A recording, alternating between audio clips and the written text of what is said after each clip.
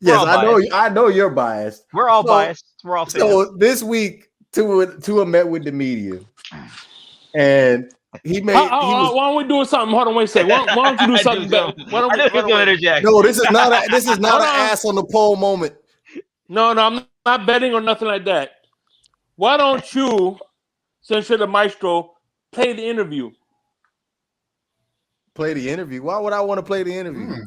So that way you don't put your spin and your twist and your I'm narrative. not putting the spin. I got the quote right here. Let's hear it from the man's voice. Let's hear it from the man's mouth. Let's hear it from the man's mouth. Quote right here. Ain't no quote. Let's hear it from the man's mouth. Let's hear it from the man's mouth. That would take the last 20 minutes. This is your. This would take way this is your too world. long The last for 20 me to minutes pull of the that show. up. Go ahead. Like this is. I'll just give you the quote. Well, I would say let G Money give his take because I have the smoke ready. Go ahead. Lined up, ready to go. Okay. What did he say, boy? Okay, so Tua was asked about his play last year for the Miami Dolphins, and the most disgruntled quote that he put out during that interview with the Miami media was, and I quote, Shake, correct me if I'm saying this right or not. I wasn't comfortable calling plays. I just rolled with the play, even if I knew it wasn't going to work. I was going to make it work. Then Tua clarifies, I didn't know the playbook really good, which translation, well, didn't know the playbook really good, and that's on no one but me. Play calls were simple when I was in. Okay, so I'm going short here because I'm not going to go too long on this because I know Havoc and Shake want to get in.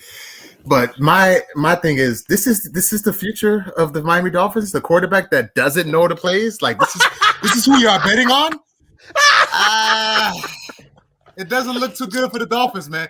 If people make fun of my Eagles, but this is the guy. Y'all, okay, I'm done. That's all I got to say. That's it. Okay.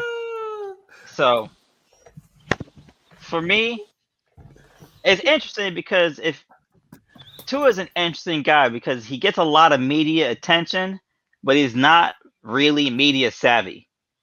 Like he's not real. Like he's kind of like anytime I hear him get interviewed, he's almost like a little.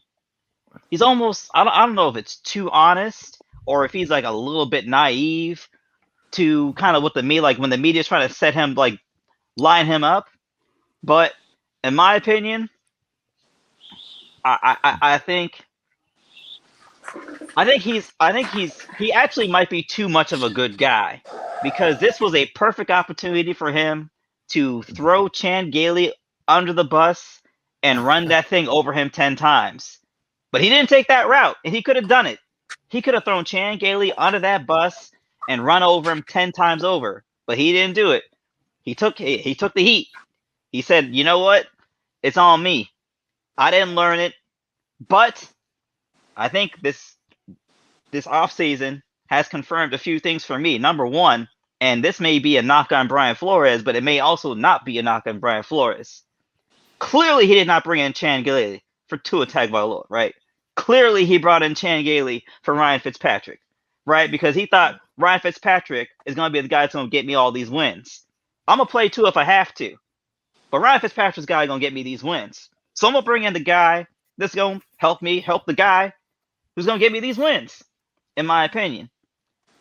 Now, in terms of the whole, not knowing the playbook thing, hey, bro, that's on you. I don't know what to say. Like, you say you don't know it, that's on you. I can't.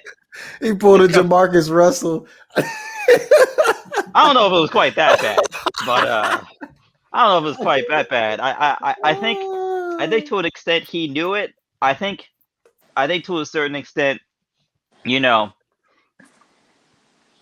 hey, that first year was not good, was not great, and I will say, not necessarily the worst rookie season from a quarterback I've ever seen. So, moving forward, which is kind of all we can do. Hey, he's got an off season with the playbook. Instead of coming in with a with a with a jacked up hip, to a certain extent. We can't make that excuse no more. I'm not making the excuse. I'm just pointing out the obvious. I'm just saying it's kind of like an ACL situation where, oh, the doctor's gonna clear you, but you ain't right. And I think that's what it is. He didn't really look right last year, in my opinion.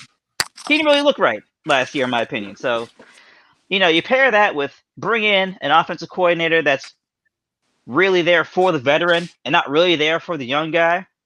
Mm-hmm. And then you pair that with, maybe Tua's a little wet behind the ears. Like I said, he's got a lot of media attention, but he's not really media savvy.